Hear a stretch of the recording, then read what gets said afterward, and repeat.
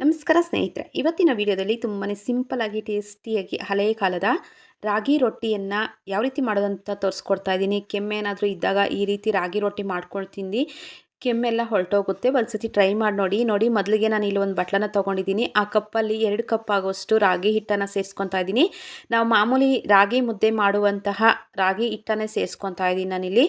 ಹಾಗೆಯೇ ಸ್ವಲ್ಪ ಕೊತ್ತಂಬರಿ ಸೊಪ್ಪನ್ನು ಸಣ್ಣದಾಗಿ ಕಟ್ ಮಾಡಿಬಿಟ್ಟು ಸೇರಿಸ್ತಾ ಇದ್ದೀನಿ. ಹಾಗೆಯೇ 2 ಈರುಳ್ಳಿಯನ್ನು ಮೀಡಿಯಮ್ ಸೈಜಲ್ಲಿರುವಂತಹ 2 ಸಣ್ಣ ಈರುಳ್ಳಿಯನ್ನು ಸಣ್ಣದಾಗಿ ಕಟ್ ಮಾಡಿಬಿಟ್ಟು ಸೇರಿಸ್ಕೊತಾ ಇದ್ದೀನಿ. ಹಾಗೆಯೇ ಒಂದು 4ರಿಂದ 5 ಹಸಿಮೆಣಸಿನಕಾಯಿನ ಜಜ್ಜಿಬಿಟ್ಟು ಸೇರಿಸ್ಕೊತಾ ಇದ್ದೀನಿ. ನೀವು ಬೇಕಂದರೆ ಸಣ್ಣದಾಗಿ ಹಚ್ಚಿಬಿಟ್ಟು ಸಹ ಸೇರಿಸ್ಕೊಳ್ಬೋದು. ಹಾಗೆಯೇ ರುಚಿಗೆ ತಕ್ಕಷ್ಟು ಉಪ್ಪನ್ನು ಸೇರಿಸ್ಕೊತಾ ಇದ್ದೀನಿ. ಇಷ್ಟನ್ನು ಸೇರಿಸ್ಕೊಂಡು ನೀಟಾಗಿ ಎಲ್ಲ ಒಂದು ಸತಿ ಮಿಕ್ಸ್ ಮಾಡ್ಕೊಳ್ಬೇಕಾಗುತ್ತೆ. ಹಾಗೆಯೇ ಸ್ವಲ್ಪ ನೀರನ್ನು ಸೇರಿಸ್ಕೊಂಡು ಸಾಫ್ಟಾಗಿ ಮಿಕ್ಸ್ ಮಾಡ್ಕೊಳ್ಬೇಕಾಗುತ್ತೆ ಹಿಟ್ಟನ್ನೋದು.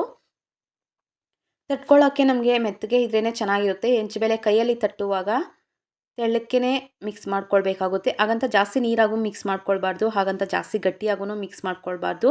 ಆ ರೀತಿಯಾಗಿ ಮಿಕ್ಸ್ ಮಾಡಿಕೊಂಡ್ರೆ ಆಯಿತು. ಹಾಗೆ ನನ್ನ ಚಾನಲನ್ನು ಫಸ್ಟ್ ಟೈಮ್ ಯಾರೆಲ್ಲ ನೋಡ್ತಾ ಇದ್ದೀರಾ ಒಂದು ಸಬ್ಸ್ಕ್ರೈಬ್ ಮಾಡಿ, ಹಾಗೆ ವಿಡಿಯೋ ಇಷ್ಟ ಆದರೆ ಒಂದು ಲೈಕ್ ಮಾಡಿ.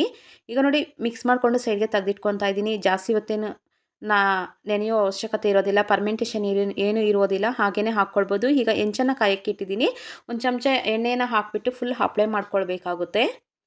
ಆ ರೀತಿಯಾಗಿ ಅಪ್ಲೈ ಮಾಡ್ಕೊಂಡು ಹಾಕೋದ್ರಿಂದ ರೊಟ್ಟಿ ಅನ್ನೋದು ಚೆನ್ನಾಗಿ ಬರುತ್ತೆ. ಇಲ್ಲಾಂದರೆ ಕಟ್ಟಾಗೋಗುತ್ತೆ, ಮುರಿದೋಗುತ್ತೆ. ಅದರಿಂದ ನೀಟಾಗಿ ನಿಧಾನವಾಗಿ ತಟ್ಕೊಳ್ಬೇಕಾಗುತ್ತೆ. ಕೈ ತ್ಯಾವ ಮಾಡಿಕೊಂಡು ಆ ರೀತಿಯಾಗಿ ಬಿಸಿ ಇರುತ್ತೆ, ಲೋ ಫ್ಲೇಮಲ್ಲಿ ಇಟ್ಕೊಂಡು ನೀಟಾಗಿ ತಟ್ಕೊಳ್ಬೇಕಾಗುತ್ತೆ. ನಮ್ಗೆ ಎಷ್ಟು ತೆಳುವಾಗಿ ಬೇಕೋ ಅಷ್ಟು ತೆಳುವಾಗಿ ತಟ್ಕೊಂಡು ಅದರ ಮೇಲೆ ಸ್ವಲ್ಪ ಎಣ್ಣೆಯನ್ನು ಹಾಕಿಬಿಟ್ಟು ಅದ್ರ ಮೇಲೆ ಮುಚ್ಚಿಬಿಟ್ಟು ನೋಡಿಕೊಂಡು ಸುಟ್ಕೊಳ್ಬೇಕಾಗುತ್ತೆ. 2 ಸೈಡು ಸುಟ್ಕೊಂಡ್ರೆ ಆಯಿತು, ರೆಡಿ ಆಗುತ್ತೆ ರಾಗಿ ರೊಟ್ಟಿ ಅನ್ನೋದು. ಇದೇ ರೀತಿ ಟ್ರೈ ಮಾಡಿ ನೋಡಿ, ತುಂಬ ಚೆನ್ನಾಗಿರುತ್ತೆ. ಟೇಸ್ಟೂ ಅಷ್ಟೇ. ನೆಗಡಿ, ಕೆಮ್ಮು, ಜ್ವರ ಏನಾದರೂ ಬಂದಾಗ, ಬಾಯಿ ಕೆಟ್ಟಿದೆ ಅಂದಾಗ ಈ ರೀತಿಯಾಗಿ ಮಾಡ್ಕೊಳ್ಳಿ. ಒಂದು ರೊಟ್ಟಿ ತಿನ್ನೋರು ಸಹ 2ರಿಂದ 3 ರೊಟ್ಟಿ ಬೇಕಾದರೂ ತಿಂತಾರೆ, ಅಷ್ಟು ರುಚಿಯಾಗಿರುತ್ತೆ. ಒಂದು ಸತಿ ಟ್ರೈ ಮಾಡಿ ನೋಡಿ. ಅಂದರೆ ಹುಷಾರಾಗಿ ಮಾಡ್ಕೊಳ್ಬೇಕು, ಇಲ್ಲಾಂದರೆ ಮುರಿದೋಗ್ಬಿಡುತ್ತೆ. ಮಾಡೋಕ್ಕೆ ಬರಲ್ಲ ರಾಗಿ ರೊಟ್ಟಿ ಅನ್ನೋರು, ಅದು ಎಲ್ಲ ಮುರಿದೋಗ್ತಾ ಇದೆ ಅನ್ನೋರು ಸಹ ಈ ರೀತಿ ಮಾಡ್ಕೊಳ್ಳಿ ಸಿಂಪಲ್ಲಾಗಿ. ನಿಮಗೆ ಅಷ್ಟು ಬರ್ತಾ ಇಲ್ಲ ಅಂದರೆ ಇದಕ್ಕೆ ಒಂದು ಸ್ವಲ್ಪ ಮೈದಾ ಆಗಲಿ ಗೋಧಿ ಹಿಟ್ಟನ್ನು ಆಗಲಿ ಸ್ವಲ್ಪ ಮಿಕ್ಸ್ ಮಾಡ್ಕೊಳ್ಳಿ, ಆಗ ಮುರಿದೋಗೋದಿಲ್ಲ, ನೀಟಾಗಿ ಬರುತ್ತೆ.